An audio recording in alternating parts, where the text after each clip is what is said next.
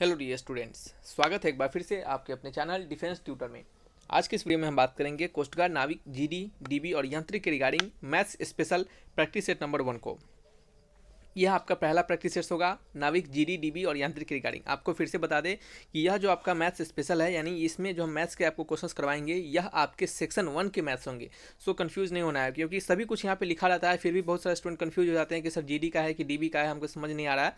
तो देखिए, जब भी आपको सिर्फ जीडी का बताएंगे तो यहाँ पे आपको जीडी, डीबी, यांत्रिक नहीं लिखा रहेगा, वहाँ पे सिर्फ आपको जीडी लिखा रहेगा, ठीक है। लेकिन जब आपको जीडी, डीबी, यांत्रिक लिखा गया होगा तो इसका मतलब होगा कि आपको ये जो भी वीडियोस दिए गए हैं उसमें आपको सेक्शन 1 के रिगार्डिंग है, और सेक्शन 1 सभी के लिए कंपलसरी है, क्योंकि सेक्शन 1 यांत्रिक वाले को भी आता है, डीबी वाले को भी और जीडी वाले को भी, ठीक है। सो कंफ्यूज नहीं होना है, ठीक है। तो चलिए बढ़ते हैं अपने इस वीडियोस की ओर, इस प्रैक्टिस सेट नंबर 1 की ओर बढ़ते हैं। और बिल्कुल आपको एग्जाम की तरह आपको क्वेश्चंस को दिए जाएंगे, जैसा आपको आंसर में पूछा जाता है उस प्रकार से आपको ध्यान में रख के बताया जाएगा।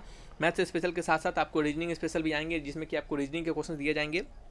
तो और आपको बता दें कि यहाँ पे हम आपको क्वेश्चंस प्रैक्टिस करवा रहे हैं, साथ ही साथ आपको भी क्वेश्चंस प्रैक्टिस करना है। आपको कहाँ से करना है, तो सिंपली आप किसी ऑनलाइन प्रैक्टिस सेट्स को ज्वाइन कर लीजिए। हमारे अकॉर्डिंग आप परीक्षा ऐप को ज्वाइन कीजिए। परीक्षा ऐप आपके लिए बेस्ट प्रैक्टिस सेट्स है। वहाँ पे आपको एकदम जैसे कि आपको एग्जामिनेशन में क्वेश्चंस मिलते हैं उसी प्रकार से आपको वहाँ पे क्वेश्चंस देखने को मिलेंगे, जिससे कि आपका क्वेश्चंस प्रैक्टिस होगा, आपका टाइम मैनेजमेंट भी होगा, और इन लास्ट टाइम में आपको प्रैक्टिस सेट्स देना बेहद ही इंपॉर्टेंट होता है, ठीक है।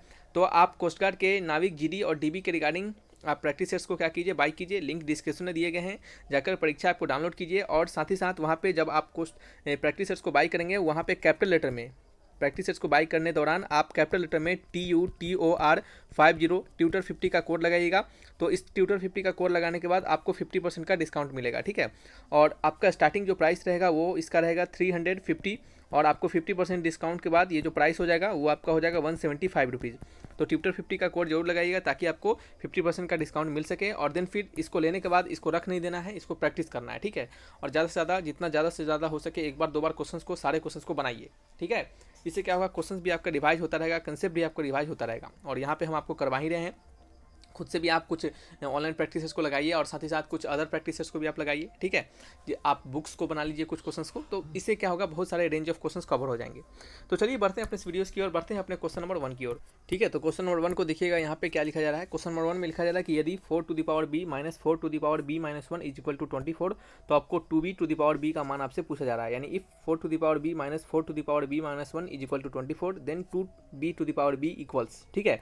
तो फर्स्ट ऑफ ऑल हमें इसका वैल्यू अगर निकालना है तो हमें क्या करना पड़ेगा, तो फर्स्ट ऑफ ऑल हमें यहाँ पे b का वैल्यू निकालना पड़ेगा। यदि हम b का वैल्यू फाइंड कर लेते हैं, तब हम क्या करेंगे, यहाँ पे इस b के जगह पे पुट कर देंगे वैल्यू, और हमारा 2b to the power b का वैल्यू मिल जाएगा। तो सबसे पहले हम b को निकालेंगे, तो चलिए निकालते हैं। यहाँ पे हमारा है 4 to the power b minus में 4 to the power b minus 1 is equal to कितना है, 24 है। तो यहाँ से क्या करते हैं, 4 टू द पावर b को कॉमन लेते हैं, तो यहाँ पे हो जाएगा हमारा 1 माइनस 1/4 इक्वल टू 24। तो यहाँ से एलसीएम लेंगे तो हमारा 4 to the power b into क्या हो जाएगा आपका 3/4 इक्वल टू 24।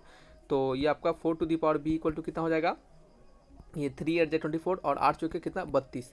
तो ये हो जाएगा आपका 2 to the power 2b equal to कितना हो जाएगा 2 टू द पावर 5, ठीक है।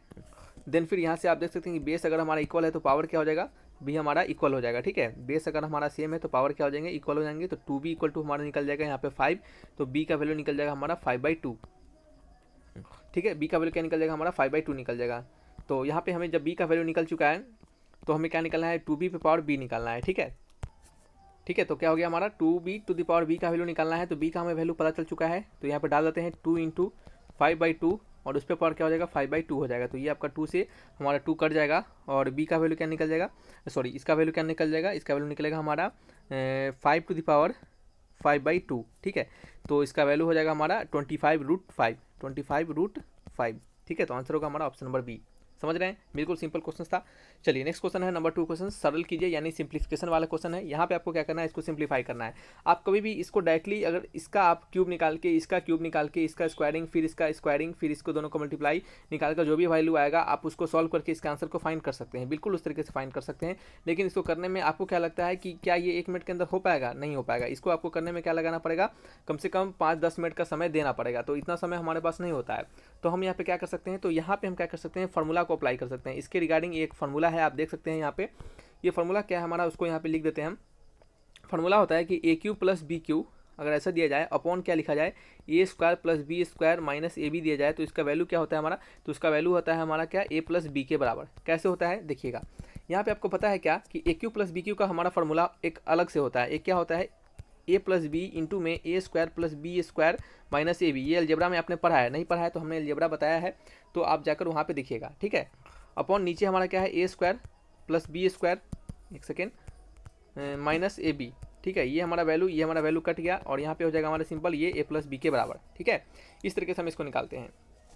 तो आप अगर यहाँ पे देखेंगे तो हम यहाँ पे यदि यहाँ पे इस क्वेश्चन में यदि हम a इक्वल टू मान लेते हैं हमारा 0.87 और b इक्वल टू मान लेते हैं हमारा 0.13, तो आप देख सकते हैं कि ये हमारा ए क्यू हो जाएगा, ये हमारा बी क्यू हो जाएगा, ये ए स्क्वायर बी स्क्वायर ए और बी, इस प्रकार से देख सकते हैं। सेम इसी फॉर्मूला पे हमारा ये हो जाएगा। तो इसका आंसर क्या हो जाएगा, तो इसका आंसर हो जाएगा हमारा सिंपल a प्लस बी, यानी 0.87 प्लस में 0.13, ठीक है। तो 0.87 प्लस 0.13 का वैल्यू क्या आएगा, हमारा 1 आएगा। तो आंसर होगा ऑप्शन नंबर ए, ठीक है। बढ़ते हैं नेक्स्ट क्वेश्चन नंबर क्या है हमारा थर्ड है। नंबर थर्ड में लिखा जा रहा है कि 2.4, 0.36 और 7.2 का क्या निकालना है आपको, एचसीएफ निकालना है, यानी मौसप ज्ञात करना है। तो एचसीएफ को ही हिंदी में मौसप कहते हैं। तो कैसे निकालेंगे इसकी हम एचसीएफ, तो काम करते हैं, इसको चलिए निकालते हैं एक बार। तो यहाँ पे हम क्या करेंगे, यहाँ पे हमारा जो भी वैल्यू है 2.4 है और क्या हमारा 0.36 है और क्या हमारा 7.2 है।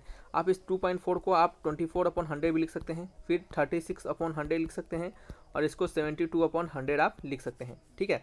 हम क्या करेंगे, इसका 100 सभी को थोड़ा देर के लिए भूल जाएंगे, क्योंकि नीचे हमारा कॉमन है। जब कॉमन है तो थोड़ी देर के लिए हम उसको हटा देंगे। तो हमारे पास क्या बच जाएगा, तो हमारे पास बच जाएगा यहाँ पे, अच्छा एक काम कर सकते हैं, यहाँ पे जो हमारा 24/100 नहीं 24/10 ही होगा, ठीक है। तो हम इसको 100 क्या काम करते हैं कि सभी नीचे जब सभी में दोनों में 100 है तो इसको भी 100 कर लेते हैं। तो 100 करने के लिए क्या करेंगे, ऊपर एक जीरो डाल देंगे और नीचे भी एक जीरो डाल देंगे, ठीक है। और यहाँ से हम क्या करेंगे, 100 को थोड़ी देर के लिए भूल जाएंगे।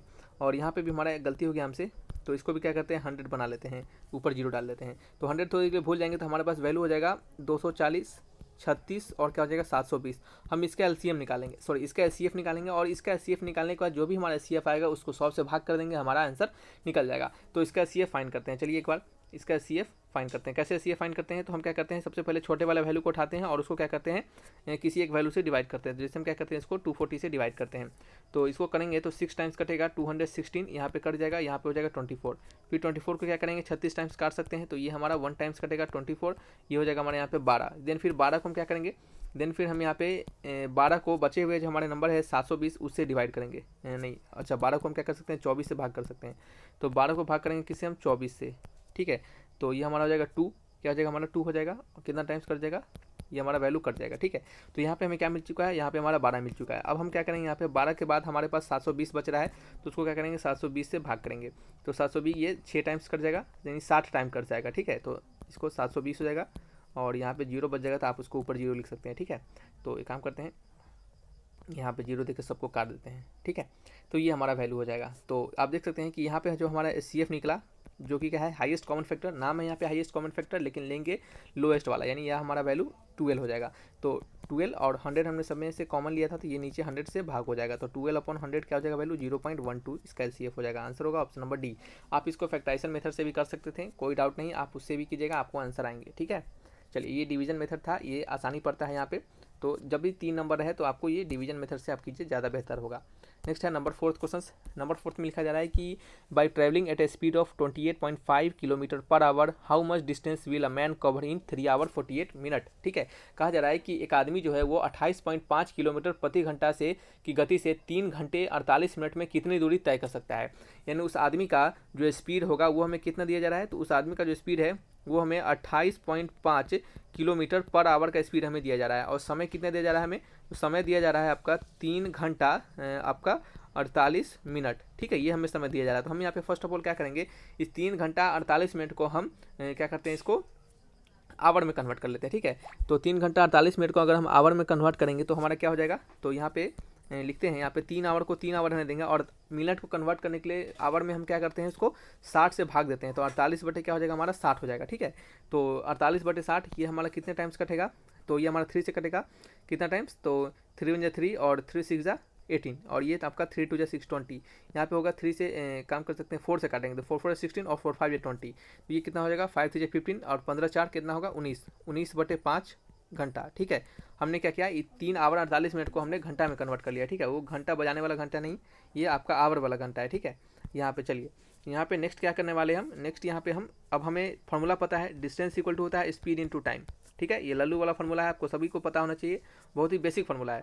स्पीड का वैल्यू में पता है 28.5 किलोमीटर पर आवर, इंटू में क्या होगा हमारा, इंटू में जो होगा हमारा टाइम क्या है 19/5 आवर से हमारा आवर कट जाएगा, 28.5 गुने 19/5 इतना किलोमीटर। तो इसको मल्टीप्लाई करेंगे तो वैल्यू होगा हमारा 108.3। आप मल्टीप्लाई करके देख लीजिएगा, मल्टीप्लाई में भी गलत हो तो इसको थोड़ा आप सुधार लीजिएगा, ठीक है। तो 108.3 किलोमीटर, ऑप्शन नंबर सी। समझ रहे हैं, बिल्कुल सिंपल है। चलिए नेक्स्ट आपका है नंबर कौन सा है, नंबर 6 क्वेश्चन का। तो नंबर 6 में लिखा जा रहा है कि यदि यानी if 0.13 divided P square equal to 13 तो पी का वैल्यू क्या होगा। बहुत ही सिंपल है, 0.13 क्या है divided P square equal to क्या आपका 13 के बराबर है।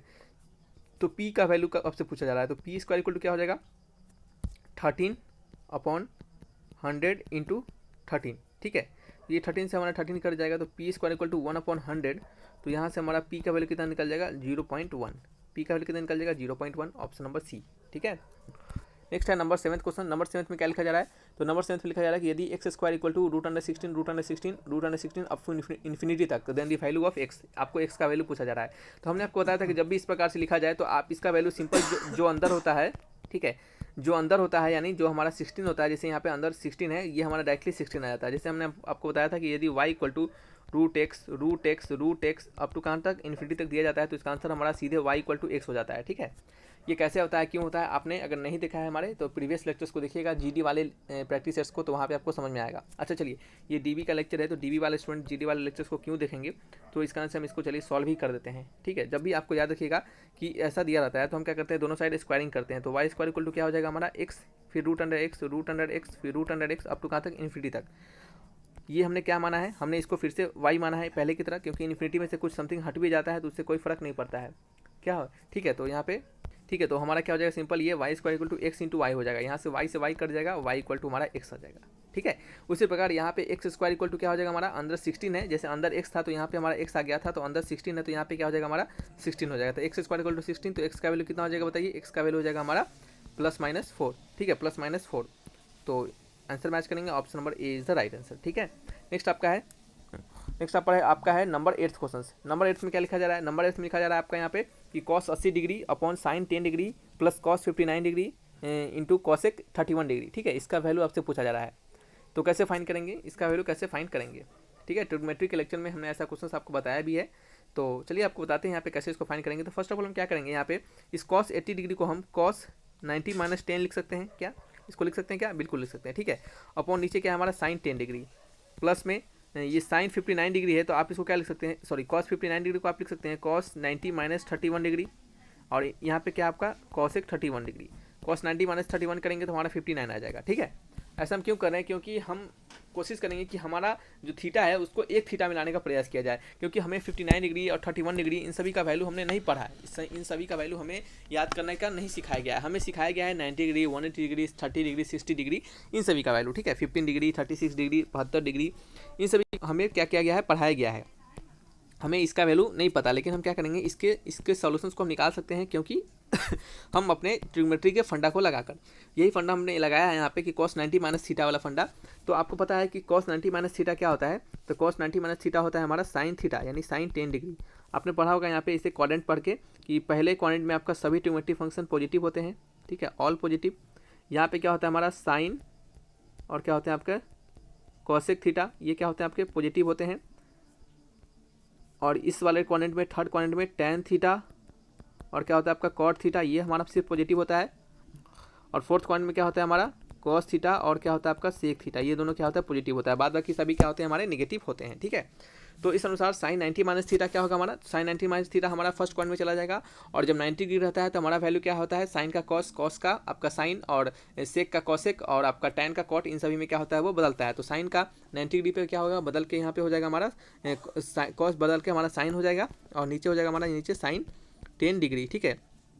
प्लस में cos 90 - थीटा क्या होता है हमारा, cos 90 - थीटा होता है हमारा साइन थीटा, ठीक है, यानी साइन 31 डिग्री इंटू में cosec 31 डिग्री, ठीक है। फिर यहाँ पे क्या होगा हमारा, ये दोनों वैल्यू कट जाएगा और साइन 31 डिग्री कॉसेक 31 डिग्री का वैल्यू क्या हो जाएगा हमारा 1 हो जाएगा। तो ये वैल्यू हो जाएगा 1 + 1 यानी वैल्यू हो जाएगा हमारा 2, ऑप्शन नंबर डी। ठीक है, बढ़ते हैं नेक्स्ट क्वेश्चन नंबर 9 की ओर। नंबर 9 में क्या लिखा जा रहा है, नंबर 9 में लिखा जा रहा है कि find X if A B is a secant and B Q is a tangent to circle. अच्छा, यहाँ पे ए बी सेकेंड है और बी क्यू टेंजेंट है और एक्स का वैल्यू निकालना है, लेकिन क्वेश्चन में फिगर ही नहीं दिया है। ठीक है, तो जब फिगर ही नहीं दिया तो निकालेंगे कैसे, तो इस क्वेश्चन को छोड़ दीजिए। ठीक है, इस क्वेश्चन को छोड़ दीजिए, इनकम्प्लीट है। क्या है, इनकम्प्लीट है, यहाँ पे लिख देते हैं, क्योंकि हमें एक्स क्या है पता ही नहीं है। ठीक है, इसका फोटो होना चाहिए था। चलिए छोड़िए, कोई मतलब नहीं इसको, चलिए इनकम्प्लीट क्वेश्चन है, हटाइए। नेक्स्ट क्वेश्चन है नंबर 10। नंबर 10 में लिखा जा रहा है कि यदि sec theta sec x plus tan x = 2 तो सेक एक्स का वैल्यू क्या होगा। तो ये भी सिंपल क्वेश्चन है, ये भी सिंपल क्वेश्चन है। सेक एक्स का वैल्यू आपसे पूछा जा रहा है, तो हमें क्या पता है कि सेक स्क्वायर एक्स माइनस में tan स्क्वायर एक्स = होता है 1। इसको a square minus b square पर तोड़ेंगे तो सेक एक्स प्लस में tan x इंटू में सेक एक्स माइनस में tan x = 1। इसका वैल्यू हमें पता है। ठीक है, इसका वैल्यू क्या है हमारा 2 है, तो इसका वैल्यू क्या हो जाएगा हमारा 1/2 हो जाएगा। Sec x minus tan x = क्या हो जाएगा हमारा 1/2 हो जाएगा।